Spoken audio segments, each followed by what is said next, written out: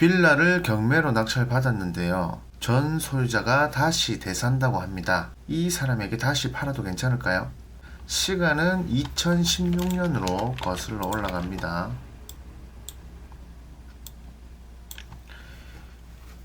2015 타경 9723번 다세대 주택 빌라죠. 2016년 12월 15일에 8,487만원에 낙찰이 됐습니다. 낙찰이 됐고요. 그리고 시간이 다시 흘러 2018 타경 13,709번 사건으로 같은 물건이 다시 나옵니다. 자, 전 소유자, 전에 경매로 낙찰받은 소유자 이름이 나오고요. 제가 이 경매 물건을 유추해 보건대 전효병이라는 사람이 2016년에 이 빌라를 낙찰을 받았는데, 그러면 명도를 해서 매매를 하든지 임대를 주든지 해야 했을 건데 명도를 못하고 질질 끌다가 결국에는 거제도 조선업의 불황과 맞물려서 그것이 다시 경매로 나온 듯 합니다. 전효병이라는 이 사람 정말 바보인 것 같아요. 바보 멍청이인 것 같아요. 바보 멍청이. 저는 전 소장이고요. 이 사람은 전효병입니다. 전효병. 바보 멍청이. 어디서 많이 본 듯한 이름인데요. 네, 이 바보 멍청이는 바로 접니다. 네. 제가 경험한 이런 사례를 통해서 여러분들께서는 이런 실수를 하시면 안 된다, 이런 실수 하지 마셔라 하는 게 첫 번째 목적이고요. 그리고 제 사례를 통해서 인도명령, 강제집행, 또 명도 소송 절차 등을 간략하게 한번 짚어보도록 하겠습니다. 실패는 성공의 어머니다 라는 말이 있습니다. 이런 말씀 많이 들어보셨죠? 아닙니다. 그 말은 틀렸습니다. 실패는 안 하면 안 할수록 좋습니다. 간접 경험으로도 충분히 경험할 수 있는데 굳이 비싼 수업료를 줘가면서 경험할 필요는 없는 거죠. 대신 그만큼 공부를 많이 하셔야 합니다. 이 물건 때문에 제가 망했던 건 아니지만 아무튼 개인적으로 너무 힘든 시기에 그것도 아는 사람이라는 사람이 저를 너무 힘들게 했던 그런 물건입니다. 그래도 이 부동산은 다른 부동산에 비해서 작은 물건이라 그나마 다행히 몇천만 원 정도 수업료를 지불했지만 미래에 수억, 수십억의 큰 돈을 잃지 않을 수 있는 공부를 했다고 생각합니다. 만약에 이것보다 더 큰 물건이었다면 그 피해도 훨씬 더 크고 다시 일어서기도 쉽지 않았을 겁니다. 아무튼 여러분들께서는 이런 일 절대 당하지 마시고 이 물건에 대한 진행 과정을 보시면서 그러면 충분한 간접 경험이 되지 않을까 생각됩니다. 2016년 12월 15일에 제가 이제 낙찰을 받았습니다. 한 8,500만원 정도의 낙찰을 받았죠. 낙찰을 받아서 이제 사무실로 왔는데 제가 아는 사람이 이거 전 소장 네가 낙찰 받았냐 이러는 거예요. 그래서 네 제가 받았습니다 했죠. 그래 그러면 누굴 만나보라는 거예요. 자기 아는 동생이라면서. 그래서 일단은 그 사람 만났죠. 그러니까 뭐 그 사람이 이런저런 사정을 이야기하면서 경매가 넘어가 있지만 경매를 취하할 건데 잔금을 좀 최대한 밀어주라, 사례를 하겠다 하더라고요. 그래서 뭐 알겠다 했죠. 그래서 뭐 하루 만에 몇백 생기면 괜찮잖아요. 어차피 경매를 취하를 하면 보증금은 다시 돌려받게 되니까 저는 뭐 손해볼 게 전혀 없죠. 하루 만에 몇백 생기면 그런 장사가 어디 있습니까, 그죠? 여기까지는 괜찮았어요. 보시면 2017년 2월 3일이 이제 납기일인데 납부를 2월 3일에 타이트하겠죠. 굉장히 타이트하게 잔금을. 어쨌든 결론은 이 사람이 이 사건을 취하를 못했습니다. 그래서 저는 어쩔 수 없이 이제 잔금을 냈겠죠. 안 내면 보증금을 못 돌려받으니까요. 잔금을 내고 나서 이 사람이 또 제게 이야기합니다. 다시 대사겠답니다. 그래? 그럼 얼마에 사실래요? 했죠. 이때 보시면 이때는 경기가 괜찮았어요. 경기가 괜찮아서 요게 이제 그 당시 실거래가인데요. 요 해당 물건이 물론 이제 세대수가 많이 없기 때문에 거래량은 많지 않습니다. 거래량은 많지 않은데 동일한 4층이 2016년 12월에 1억 2천에 거래가 됐습니다. 1억 2천에. 경기가 괜찮았습니다. 경기가. 그리고 다른 사람이 1억 500에 사겠다는 분이 계셨었어요. 이 집이 상태가 괜찮았거든요. 리모델링도 되어 있었고, 그리고 경기도 괜찮았고요. 그럼 1억 1000에 사겠냐 하니까 알겠다 사겠대요. 그래서 제가 욕심을 좀 부렸던 거죠. 어쨌든 아무튼 1억 1000만 원에 사기로 이제 합의가 되었습니다. 이 욕심이, 이 500만 원의 욕심이 화를 자초한 겁니다. 그리고 혹시나 이 사람이 못 사게 되더라도 저한테는 인도 명령이라는 카드가 있죠. 만약 대사게 되면 정말 좋은 거고 정 안 되면 인도 명령을 명도시키면 되겠다. 그래서 일단은 인도 명령을 신청을 해놓고, 왜냐면 몇 번 실수를 했으니까 인도 명령 신청해놓고 협의를 해야 되겠다 생각해서 인도 명령 신청해놓고 계속 이야기를 했죠. 어쨌든 이때부터 이 사람과 저의 길고 긴 싸움이 시작됩니다. 특수물건 아시죠? 경매에 접하면 특수물건 많이 들어보셨을 건데 유치권, 법정지상권, 뭐 분묘기지권 이런 건 아닌데 정말 어이가 없었죠. 정말 아무것도 아닌데 한 근 2년을 끌게 됩니다. 아는 사람이라 그래요. 아는 사람. 그래서 아는 사람이 더 무섭다는 겁니다. 결론은 제가 바보죠. 또 욕심을 부렸던 게 또 화가 된 거죠. 어쨌든 이 사람이 건물 철거 업체를 하는 사람인데 빌라를 사긴 살 건데 일을 한 게 굉장히 많대요. 일을 해준 게, 철거를 해준 게 들어올 돈이 많은데 수금이 안 된다는 겁니다. 그래서 기다려 달라고 하는 거예요. 그럼 기다려 달라는 게 이 두세 달을 기다렸어요. 그러면서 광주에 뭐 돈 받으러 왔다. 또 울산에 수금하러 와 있다. 뭐 전국 곳곳에 사업장을 있나 봐요. 아무튼 어디 와 있다. 바로 입금할 예정이다. 막 등등등 뭐 진짜 모르는 사람이 들으면 이 사람하고 같이 일하는 회사들은 전부 일 시켜놓고 돈을 안 주는 그런 악덕 회사들인 거예요. 정말 이 세상 모든 거짓말이라는 거짓말은 이 사람이 다 하더라고요. 그래서 일단은 인도 명령을 신청해 놨고 인도 명령은 이렇게 생겼습니다. 인도 명령은 이렇게 생겼어요. 이렇게 생겼는데 인도 명령은 신청을 해놨고 이 인도 명령에 기한 강제 집행을 신청을 하게 됩니다.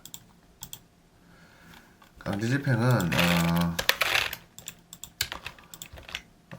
서류를 첨부를 해서 집행관실에 신청을 하면 되는데요. 부동산 강제 경매 신청서라고 해서 채권자는 저죠. 이제 신청한 사람이고 채무자는 이제 당사자. 이 사람은 소유자일 수도 있을 거고 또 임차인일 수도 있겠죠. 아니면 하여튼 점유하고 있는 누군가이겠죠. 그리고 집행 권한은 아까 요 인도명령 받았던 요 판결문이 이제 집행 권한이 되는 겁니다. 요 집행 권한. 부동산 임대명령 결정문입니다. 결정문. 그래서 요게 이제 집행 권한이 되는 거고, 요거를 쭉 강제경매 신청서를 쭉 작성을 해서 요 네 가지 서류를 첨부를 해줍니다. 집행력 있는 정본이 아까 인도명령이고요. 그리고 집행 권한의 송달증명원이라고 해서 이제 인도명령 아까 그 인도명령을 받았다는 송달 증명이라는 게 있습니다. 이것도 이제 법원 민원실에 가면 받았으면 이제 떼줍니다. 또 떼주고, 그거 플러스 뭐 부동산 등기부 등본이야 뭐 떼기 쉽죠. 그리고 부동산 목록 이렇게 첨부를 해서 강제 집행을 신청하시면 됩니다. 집행관실에. 그래서 예전에는 이제 집행일을 바로 정해서 강제 집행을 그냥 바로 했다 하는데 요즘은 이제 인권이다 뭐다 해서 이 강제 집행에 대한 예고를 합니다. 예고란 건 쉽게 말해서 경고하는 건데요. 이렇게 생겼습니다. 이렇게 생겼는데 예시입니다. 예시. 경고를 하는 건데 어떠한 판결에 의해서 해당 부동산에 강제 집행 신청이 있으니 정해진 기한까지 자진해서 피워줘라 이 말입니다. 그래서 위 기일까지 자진해서 이행하지 않았을 때는 예고 없이 강제로 집행하고 그 비용도 부담하게 된다. 말 그대로 이제 경고를 하는 겁니다. 강제 집행을 하겠다는 경고를 하면 이 예고장을 붙이는데 만약에 해당 부동산에 사람이 있으면 뭐 문을 열고 와서 이제 당사자한테 설명을 해주고 이 강제 집행 예고문을 이제 붙이거나 채무자한테 주고 나옵니다. 주고 나오는데 그런데 사람이 있는데 없는 척을 한다던가 아니면 실제 사람이 없다면 문을 강제로 따는데요. 법적으로 땁니다. 합법적으로 문을 따는데 이 강제 집행 예고문을 잘 보이는 것을 붙이고 나옵니다. 장난이 아니겠죠. 당하는 사람 입장에서는 만약에 이 강제 집행을 신청하기 전에 이 예고문을 붙일 때 법원 직원들이 가서 강제 집행에 관한 설명을 해주면 채무자 입장에서 굉장히 부담이 되겠죠. 그런데 집이 없는 상태에서 집에 와보니까 이런 게 붙어있다. 더 부담이 되겠죠. 그렇기 때문에 요 상태에서 통상적으로 강제 집행 가기 전에 다 합의가 됩니다. 대화가 되죠. 무리하게 요구했던 이사비도 뭐 어느 정도 적절한 선에서 이렇게 해결이 되는데, 아무튼 요 사건의 경우는 이 사람은 나갈 이제 생각 자체가 없었던 거죠. 제가 좀 멍청했죠. 아무튼 이렇게 강제 집행을 예고를 하고 나서 정해진 기한까지 자진해서 나가지 않으면 강제 집행을 진행합니다. 그런데 어쨌든 이 사건의 경우는 이 사람이 또 뭐 이런저런 사정을 이야기하면서 얼마를 줄 테니까 조금만 더 기다려 달라고 합니다. 그래서 또 치아를 해주게 되죠. 정말 바보죠. 아무튼 그런데 이때부터 거제 경기가 정말 급속하게 하락하는 시기였어요. 강제 집행을 해서 만약에 명도를 했어도 이게 팔릴지 안 팔릴지 원했던 금액, 제가 원했던 금액 팔릴 수 없었던 그런 시기였습니다. 돈 한 푼 한 푼이 귀중했죠. 정말 경기도 너무 힘들었고, 어차피 명도를 한들 팔기도 어려운데 뭐 조금 준다고 하니까 그래 기다려주자, 결과적으로 사가기만 하면 괜찮잖아요. 그런데 그냥 해준 건 아니고 약정서란 걸 하나 작성했습니다. 약정서란 걸 하나 작성을 했는데요. 내용은 이렇습니다. 내용은 이런데 간단하게 보면 일단 매매가는 1억 1천만 원이고요. 그리고 계약 명의자, 그러니까 이제 사는 사람은 누가 돼도 상관없다. 나는 상관없다. 누구든지 사기만 사라. 요런 내용이고, 그리고 계약금이 이제 4천만 원인데 이 작성할 때가 2017년 9월 24일이에요. 그래서 2017년 11월 30일까지 기간을 많이 줬죠. 계약금을 4천만 원을 하는데 그때까지 분할해서 아마 몇 번을 분할하든 또 입금을 해주든 현금으로 주든 하여튼 분할해서 4천만 원을 채워넣어라. 2017년 12월 30일까지 그 내용이고, 그리고 이제 첫 회차는 2017년 10월 13일까지 최소 1천만 원 넣어야 된다. 그런 내용이죠. 그리고 잔금은 2017년 말까지 쳐라는 거고, 그리고 잔금 치기 전까지 2017년 10월 1일부터 매월 100만 원 정도 월세를 지급해라. 연체 이자도 있고, 그리고 만약에 위 사항을 지키지 못하면 지체 없이 명도해야 된다. 나가야 된다. 그리고 불응 시에는 갑은 매도인은 통보 없이 명도 소송하고 이자 비용 또 손해배상 월세 청구하겠다. 그러면 당신들은 어떤 이의도 제기할 수 없다. 그리고 이게 다 총실이 이행되면 계약서로 칠 수가 있다. 매매 계약서로. 뭐 요런 내용입니다. 요런 내용에 그래서 이 사람들한테 전부 이렇게 자필로 다 받았어요. 이렇게 받아서 작성을 했는데 과연 약속한 대로 돈이 들어왔을까요? 그럴 리가 없죠. 어쨌든 또 2, 3개월 동안 이런저런 핑계를 대면서 이상한 소리를 하죠. 이상한 소리를 하고 대화가 안 되죠. 대화가 안 되니까 이제는 인도명령이란 건 할 수가 없습니다. 인도명령이란 건 할 수가 없어서 인도명령은 딱 한 번만 할 수가 있어요. 이제 잔금 치고 6개월 안에 이렇게 되면 이제 명도소송을 해야 되죠. 명도소송. 명도소송을 하면 이 소장이 이제 상대방에게 갑니다. 상대방에게 가는데 명도소송을 이런 식으로 하게 됩니다. 명도소송도 전자소송으로 충분히 쉽게 하실 수가 있습니다. 아무튼 명도소송을 이렇게 합니다. 명도소송을 하고 나면 이 법원 송달문이 이 소장이 제가 작성한 소장이 상대방 이제 피고에게 이제 송달이 되겠죠. 이제 우편으로 가죠. 등기로 가면 송달이 됐다고 하는데 받게 되면 그러면 이제 법원에 출석하라는 이런 선고 기일이 정해집니다. 법원에 출석하라는 이런 선거 기일이 정해지는데 이날은 가도 되고 안 가도 돼요. 안 가도 되는데 피고 그러니까 이제 소송을 당하는 사람이겠죠. 당하는 사람이 별 말이 없고 아무런 답변을 하지 않으면 원고 그러니까 제가 주장한 대로 그대로 받아들여져요. 그렇게 판결이 딱 납니다. 딱 나는데 그 전에 저하고 이 사람하고 이야기된 건 뭐냐 하면 그러면 좋다. 기다려주겠다. 네가 어떤 핑계를 대도 일단은 기다려주겠다. 어차피 지금까지 속았는데 뭐 몇 번 더 속아볼게. 그렇지만 일단 이 판결을 받아놓고 기다려도 기다려주겠다. 당신이 한두 번 속인 것도 아니고 너 최소한의 안전장치는 해놔야 되지 않겠냐. 그래서 그러면 내가 소장을 보낼 테니까 명도소송 소장을 보낼 테니까 가만히 있어라. 가만히 있으면 그대로 판결이 나니까 그 판결을 받아두고 그러면 내가 좀 기다려주겠다 했죠. 그럼 알겠다. 그렇게 하겠다라고 다 합의가 되어 있었어요. 합의가 되어 있었는데 그런데 이 사람이 갑자기 답변서란 걸 제출합니다. 답변서란 걸 제출하는데요. 이 가만히 있으면 판결이 나는데 또 그렇게 하기로 했는데 일단 이 재판을 딜레이 시키려고 이 명도 소송 자체를 딜레이 시키려고 작정을 한 거죠. 일단 답변서가 들어가면 최소 한 달 이상 재판이 딜레이가 됩니다. 여기 보시면 아까 선고일 통지서인데요. 선고일이 일단 지정이 됐는데 당사자는 출석해도 되고 안 해도 판결을 선고할 수 있는데 만약에 가만히 있으면 일단 원고가 주장한 대로 거의 대부분이 받아들여집니다. 그런데 다만 피고가 선거 기일 전에 이 답변서를 제출해서 원고의 청구를 다투는 경우에는 선고기일이 취소가 되는 거죠. 이게 취소가 되고 다시 재판이 이제 시작되는 거죠. 이제 싸움이 시작되는 거예요. 그리고 진짜 이 사람이 악질인 게 차임을 감정을 신청해라 해요. 그 내용을 보면요. 이 답변서 내용을 보면 일단은 매매 대금이 1억 1천만 원인데 1억 2천만 원을 일방적으로 올렸다고 하고 그리고 매월 100만 원씩 차임을 지급하라는 거 그게 부당하다는 거예요. 뭐 8,800만 원의 낙찰을 받았는데 터무니없는 월차임을 요구하고 있고 공시지가 그러니까 공동주택 가격이겠죠.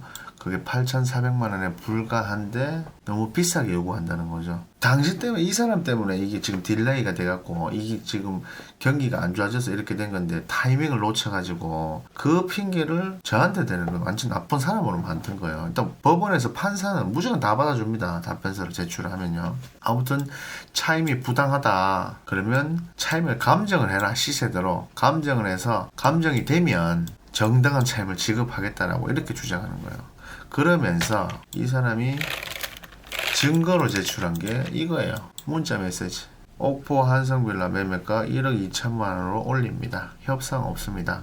그리하시고 1억 2천 안 되면 강제 집행합니다. 이렇게 다 떼놓고 읽어보세요. 2016년 12월 15일에 문자하고 바로 2017년 12월 19일 1년 만에 문자를 했습니다. 그죠? 메시지를 보냈네요.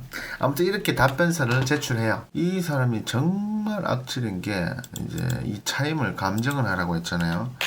이 차임을 감정을 하게 돼서 이게 받아들여지면 감정을 하겠죠. 감정평가사가. 그러면 돈도 들어가고 또 시간도 또 들어가겠죠. 그러면 일단은 아직 판결이 안 났기 때문에 원고가 주장하는 사람이 그 감정 비용도 내야 돼요. 저는 시간과 돈이 동시에 들게 되겠죠. 동시에. 참 머리를 잘 썼어요. 머리를 잘 쓰기는. 딜레이 시키는데 이만큼 확실한 방법이 없거든요. 진짜 나쁜 놈이죠. 근데 뭐 지만 머리 있나? 저도 머리를 씁니다. 그래서 저도 나름 머리를 쓰는데요. 내용이 굉장히 깁니다. 굉장히 긴데 뭐 요지는 뭐냐 하면 이 사람이 차임 감정을 해서 차임을 조정해 달라고 했죠. 그러면 아까 말씀드린 것처럼 감정평가사를 통해서 감정을 해야 돼요. 그러면 시간도 지체가 될 거고 돈도 더 많이 들겠죠. 그래서 그러면 좋다. 나는 차임 청구 안 하겠다. 나가라 그냥. 나가라고 이렇게 준비서면이란 걸 다시 제출합니다. 그러면서 증거로 여기 증거로 아까 그 사람이 문자 메시지를 증거로 보냈었죠. 그래서 저도 문자 메시지를 보냅니다. 이 사람이 얼마나 거짓말을 많이 했냐면 저한테 이제 뭐 강제 집행한다고 하니까 뭐 3천만 원을 입금하겠다. 미안하다. 연기 좀 해줘라. 돈 주겠다. 미안하다. 제가 대출도 알아봐줬어요. 대출 6천 가능하다고 하더라고요. 대출도 알아봐주고 또 뭐 열심히 뛰당긴다. 계속 약속한 돈이 안 들어오죠. 쭉 안 들어오죠. 울산에 와 있다. 돈 주겠다. 뭐 은행에 왔대요. 은행에 와서 바로 돈 준다고도 했어요. 대단한 사람. 돈 줄 사람이 있는데 목덜미 붙잡고 은행 갑니다. 진짜 이 사람 참 대단한 사람이에요. 1,500만 원 더 갈 거다. 500만 원 더 갈 거다. 1,000만 원 보내겠다. 참 재밌죠, 이 사람.